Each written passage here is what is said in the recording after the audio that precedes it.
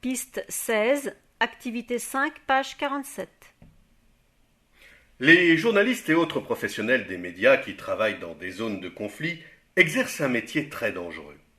Tout de suite, nous accueillons Sam Olukoya, correspondant de la BBC à Lagos, qui a accepté de répondre à nos questions. Quel est le rôle des médias dans les conflits armés et d'autres situations de crise? Leur rôle est capital dans ces contextes. Les informations diffusées dans les médias mettent en relief la gravité des situations de crise et rétablissent la vérité lorsque les rumeurs se répandent. Ces informations peuvent sauver des vies, car elles peuvent contribuer à amener l'aide là où c'est le plus nécessaire et à ceux qui en ont le plus besoin. De plus, les victimes de crise s'appuient souvent beaucoup sur les médias pour savoir quand il n'est plus dangereux de sortir de chez soi et où il est possible de se déplacer. Pour elles, l'information peut être aussi vitale que l'eau, la nourriture ou les médicaments. Quels sont les principaux risques auxquels les journalistes sont exposés lorsqu'ils couvrent des zones de conflit? Elles risquent bien sûr d'être tués. Par exemple, 2 journalistes nigérians ont été tués alors qu'ils couvraient le conflit au Libéria.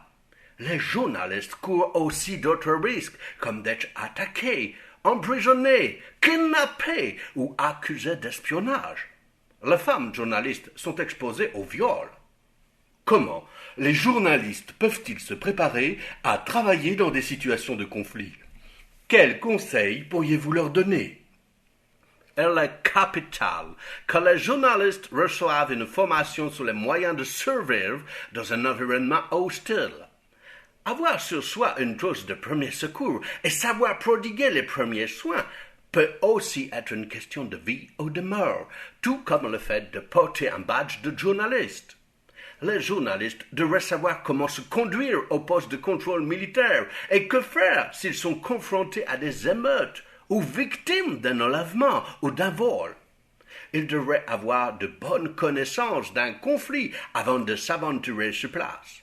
Ils devraient aussi être conscients des dangers auxquels ils s'exposent et savoir comment y faire face. Enfin, ils devraient être en bonne forme physique.